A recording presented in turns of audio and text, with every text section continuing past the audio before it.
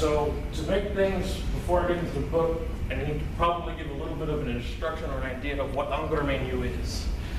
Everybody sees the devil and they think Satan, they think Lucifer, they think fallen angels. It's nothing like that.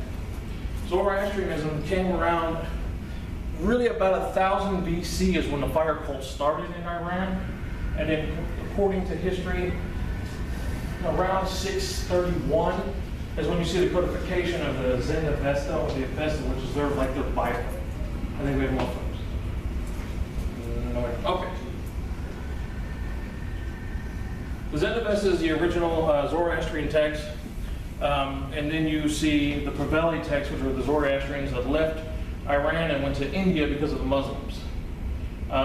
It was wonderful Muhammad who basically ended up destroying all the Vedic temples and all the other Zoroastrian fire temples to establish Islam. But I'll explain it. Muhammad was a lot like Genghis Khan. He was a conqueror. He robbed graves. He killed people. Basically, the biggest thing was they would dig a ditch in the center of town, line all the men up, ask them to convert. If they wouldn't convert, to cut their head off, one by one by one by one. They did it in front of their families. They kicked the bodies in the ditches when they were filled with blood, and then they turned to the women next. And obviously, they conceded and went on. Now, where that all starts is in Zoroastrianism. Their priest, if you did bad enough, would take your head from you. And that's where all this beheading comes from. Their reparation for sin was to behead you. And sin comes from Zoroastrianism. The biggest difference between Zoroastrianism and Catholicism is the fact that they do not have a personal savior. It's all based on free will. It's all based on this established truth, and then they call this thing called Asha, which they call the truth, and it's what they say the truth is. Ahura Mazda was the creator. Ahriman's the devil. The sparks from Ahura Mazda are the different Ahuric or archangels, if you will. But they're all actually pieces of Ahura Mazda. Now, the devil was created depending on which particular type of Zoroastrian you look at. We specifically focus on Zurvanistic Zoroastrianism, where it defines Zurvan as a spark of consciousness from the universe. He sacrificed what is known as the Purusha, which is a Hindu term for like the cosmic man, the whole cosmic essence. He committed sacrifice upon sacrifice upon sacrifice for his son Ahura Mazda, but through his own self-doubt. That's what was creating the devil, his own self-doubt. So through all these sacrifices, the twins were growing inside, whatever you want to call it. They call it Purusha. I can't say the Zoroastrian term because it's like that long. So with that doubt came the devil. The devil is the self-doubt of what you would call, Zurvan is a combination of death and time. He's a neutrality being. Ahriman tore his way out of the womb first, because whoever came out of the womb first got the favor. When he tore himself out of the womb, he was grabbed up by Zurvan. Zurvan says, "Thou art dark and stinking." Let's cast him aside. Threw him out, because he was dark and stinking. It was his own self-doubt, his own self-delusion. He couldn't face his own doubt. Ahura Mazda comes around. Ahura Mazda creates the world, and that's when the evil comes into the material world, and that's where you have the devil. The devil is not a fallen angel. The devil is an equal, powerful force to God. Without both of them, you do not have balance.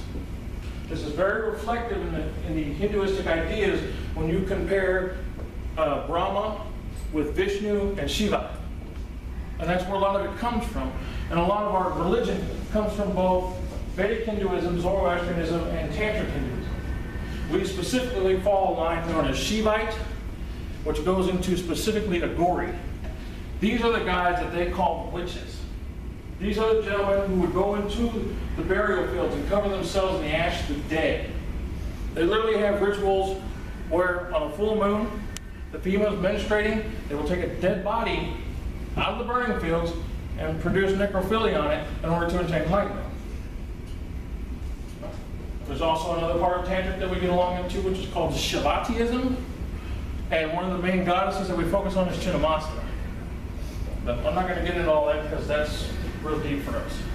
So the book that I brought, and that was written and published, starts with the most basic form of magic that you can start with. In Satanism, the left-hand path, It's split into two different types of magic. First type of magic is called lesser magic. Lesser magic is a basic manipulation of other human animals. First, you have to decide that yes, I am a predator, yes, I'm going to prey upon other people. That's just the way we are. We do this naturally anyway. We're natural predators. So the first thing you have to learn is how you're going to manipulate the people in your environment in order to attain your goals. We have what we call the 13 Ahrimani steps of faith. These are the basic steps that we give people on how to manipulate other people within a codified way so that nobody gets physically hurt. A lot of Satanists don't care. A lot of Satanists will take it to rape. A lot of Satanists will take it to beating the crap out of you. They will do that in order to control you.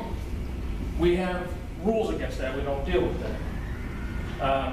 In fact, I'll just read it right off. Our first step is respect all life because it can be converted to an advantageous opportunity. If you understand its nature, you must first understand your own nature before you can stand another's.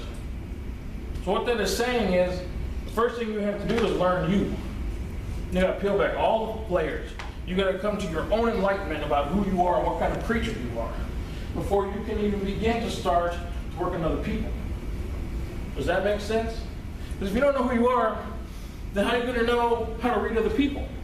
If I don't know how I react when I lie to other people, I'm not paying attention to my own lies, how am I going to be able to tell somebody else's lie? If I'm not paying attention to somebody trying to manipulate me into doing something I don't want to do, like a car salesman trying to get you to buy a car, but I'm not watching myself, if I try to do something like that to another person, how can I recognize it when it's being done to me? So the part of learning lesser magic is also learning how to defend against lesser magic. Because there are people out there who use it all the time. And it's really base. A lot of it is if you read psychology, and I'm not talking about like Dr. Phil Pop psychology, none of that crap. What I'm talking about is real advertising psychology. How to use specific colors, how to use specific symbols, how all these things interact with the subconscious mind. Because if I can convince your subconscious mind to do what I want it to do, you're going to do it. Your subconscious mind controls your entire person. Whether you believe it or not, I suggest reading some modern psychology. And I can control that by color, symbol, types of words. Words have power, symbolic words. So if I use the term blood, what immediately comes to mind? Kill. Exactly. Kill, feed, eat. So if I put enough combinations of these types of symbolic words at you, looking in a certain type of way and presenting them in a certain type of way, how easy can I convince you to do what I want you to do? That's what lesser magic is. This can also be done by using props. You see a lot of times speakers like Christians, they have the Bible. They're constantly got this Bible in their hand. It's this thick, monstrous thing. And they're constantly spreading it around. Why is that? Why do they always have it? It's a power thing. They've convinced everybody the established truth. This is the Word of God. I have the power of the universe right here in my hands. And because I tell you and make you believe that I talk to God, now you're going to do what I tell you to do. But that's not why you guys are here. That's not why I teach. Because we want to be separated from that. I don't want to listen to somebody telling me what to do. I sure as hell don't want to listen to their imaginary friend that they say that I need to do this. Whether or not I'm an atheist or a theist, it shouldn't matter. It should be about what I want to do.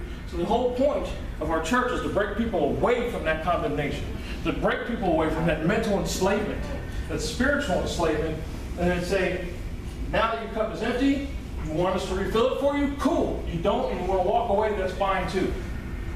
I've done my job. You're no longer a slave to God.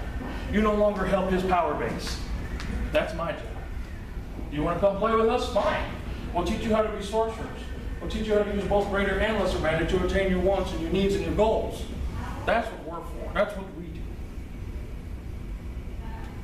Unfortunately, we get a bad rap because they hear the word devil and they go, oh God, you're killing babies.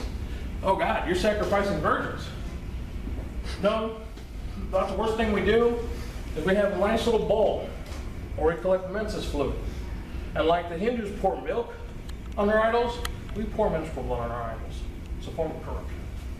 That's about the worst we do. And that's the worst we do. I don't know where they're coming from. Sounds like Hollywood to me. Any questions at this point? Yes, ma'am. Speaking of lesser magic, control of yourself and others, what about those who do this naturally? They have no training, no studying, no anything. They have the natural ability to do this. Women, mostly, yes. And they're called sociopaths, psychopaths. Well, there's a difference between a sociopath and somebody who's an adept to lesser magic naturally. Because you can see a lot of people, they're sociopathic because they're learning how to work within the paradigm that they're set in, because they have no emotional understanding and they have no idea what's right and what's wrong. So they're trying to figure out what's right and what's wrong, but to them it's more like, Sally's like this table. I need to get this thing done. I'm going to make Sally get this thing done for me.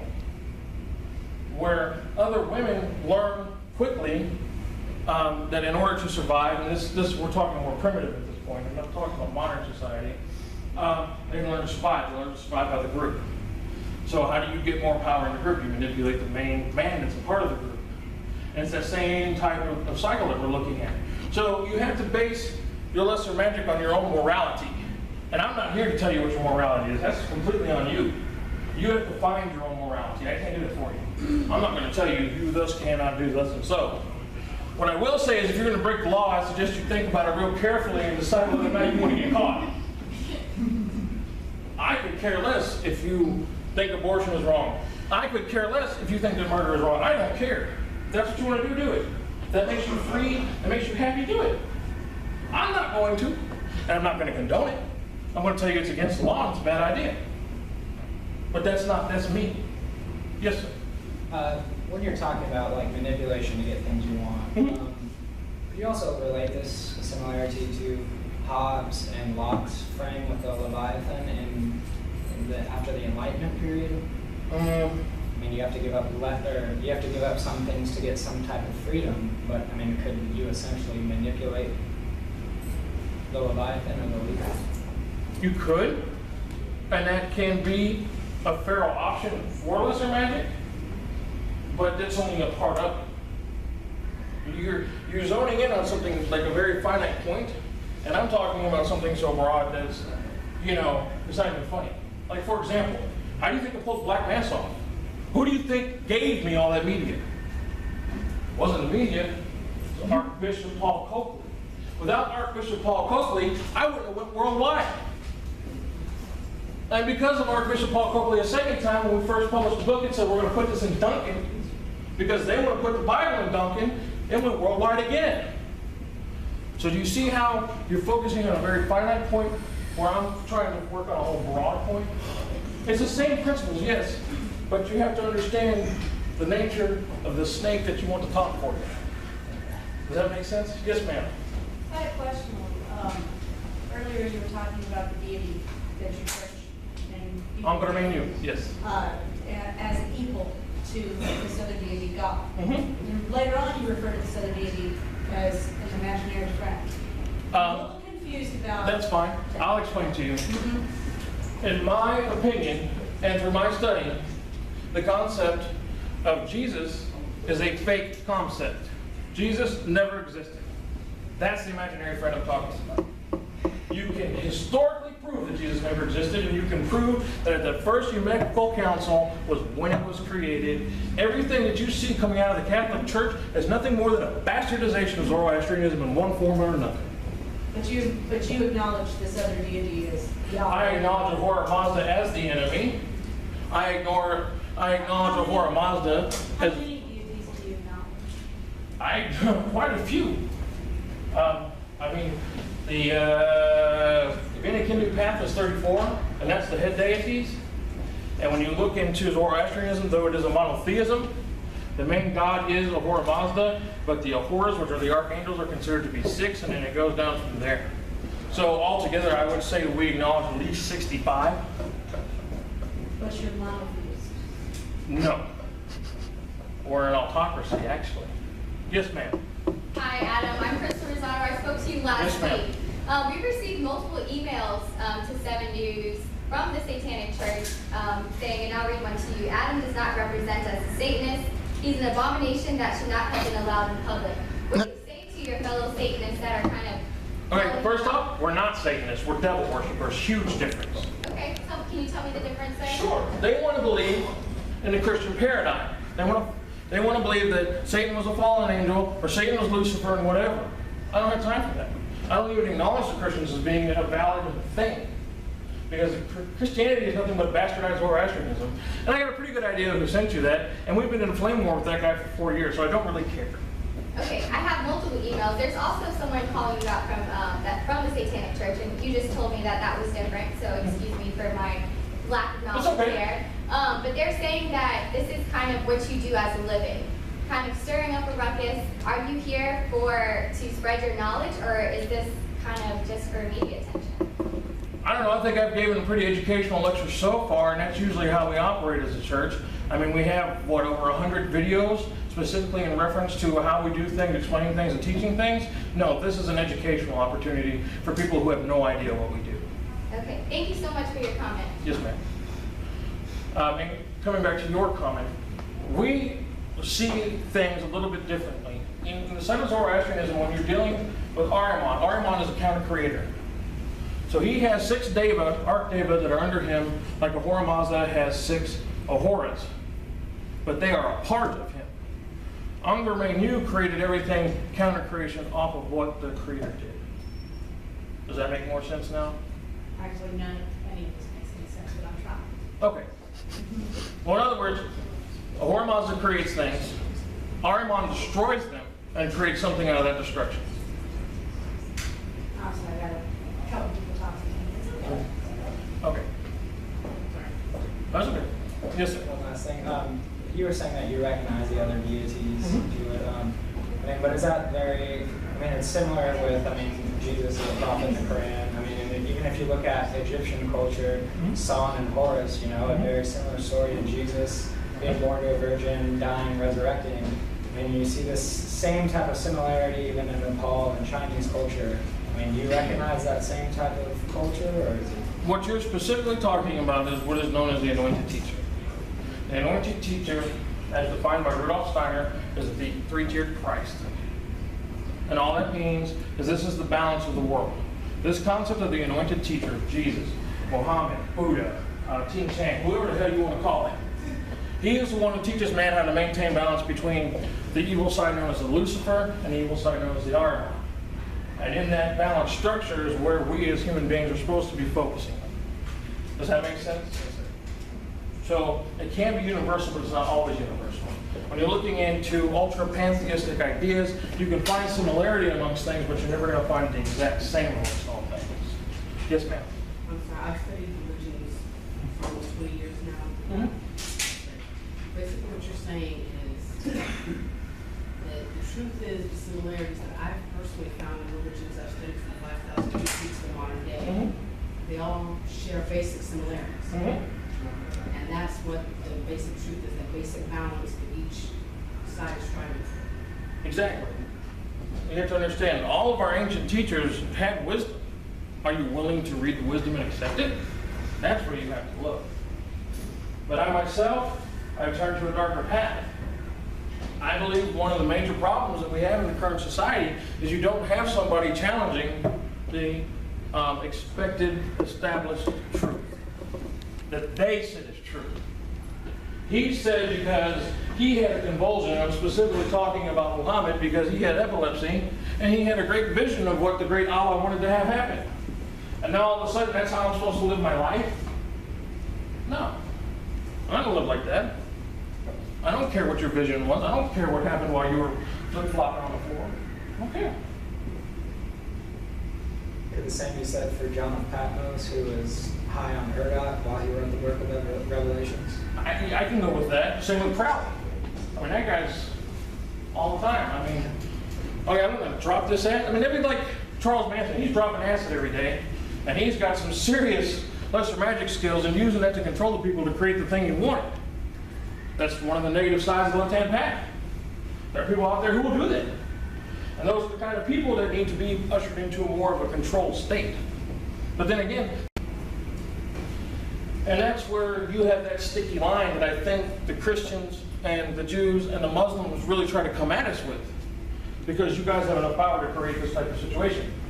We do, but we also have enough brains to know how not to make that, because we don't want to suffer the consequences. It's just that simple. And it all goes back down to your base morality, how you were raised as a child. I'm not going to change that. I can't change my base morality. Well, you can, but it takes a lot of really nasty stuff. There's a whole camp on that, but I'm only that long. Okay. Getting back to the base book, because I'm required to do a reading. I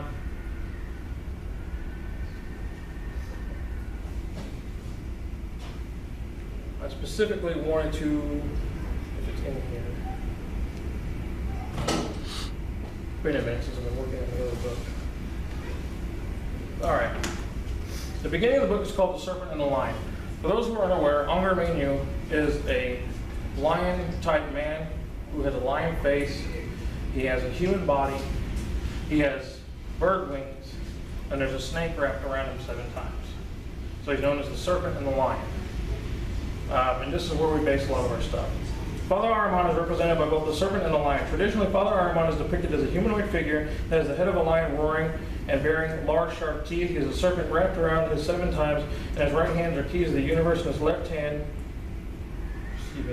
is the rod of undiluted wisdom. This is the rod that most people see as Jehovah's rod. Obviously, there's an inversion of the pantheon of good and evil. Just as the Catholic Church demonized the pagan gods, so did Zoroaster demonize the Hindu gods and the Persian gods.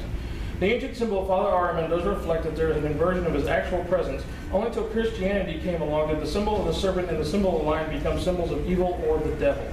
Both the serpent and the lion share many symbolic qualities, and these include wisdom, protection, and lethality. The serpent has a solitary wisdom that's learning from the experience on its belly. The serpent lives in caves and holes, and thus teaching patience, timing, and observation. The lion has wisdom of managing the pride, organizing group hunts, activities. Keep in mind that the lion is a nocturnal hunter as well. It should be obvious that the lion protects his territory and the pride that he oversees. It's up to the lion to protect the pride from the other lions or predators that might try to make his territory. The lion's territory is well defined by his constant presence and authority. The serpent is used to protect valuable treasures, be it physical or spiritual. The serpent makes its home around the treasure, but is unaware of its worth to others. Since the treasure is its home, it's worth everything. The serpent may or may not give warning before striking. The lion is feared because of its ability to kill quickly and effectively, and the serpent is feared because of its precise timing and deadly poison that kills over time. Either way, both are effectively lethal. So everything that you're going to find throughout our philosophy is usually by context. The whole religion of Zoroastrianism is duality upon duality upon duality. We do the same type of duality. So sometimes when you're going to war, it's best to send a soldier in. Sometimes when you're going to war, it's best to send an assassin in. We as Ahrimanists need to know when we need to be a warrior or when to be an assassin. And we need to find that timing. And that's what a lot of this is about. Is knowing when to lie low. Knowing when not to do anything, or knowing when to charge in and take care of a situation. And that's how this magic is done. And our precepts are based off that type of wisdom. And when you get further into our studies, I don't know if folks understand Kundalini. The Kundalini is the rising of the serpent power from the base chakra to the crown chakra. And that has a big significance in what we do, and that is specifically focused in Tantra. And I'm not going to get into that here in the library because I can't speak about that kind of stuff. Any other questions? Go ahead. Can I be adopted by you and your family? Probably don't want to. I have 2 handicapped children, and it stays quite chaotic in my home. Cool. Do you want to say anything? You've covered a lot. What about you, Jeremy? No more. Just so you guys know, this is my wife, Kelsey, and this is my under priest, Jeremy. They've been with me pretty much the whole time we've really gotten this ball rolling. I guess from there, unless you guys don't have any other questions, you can do as you wish.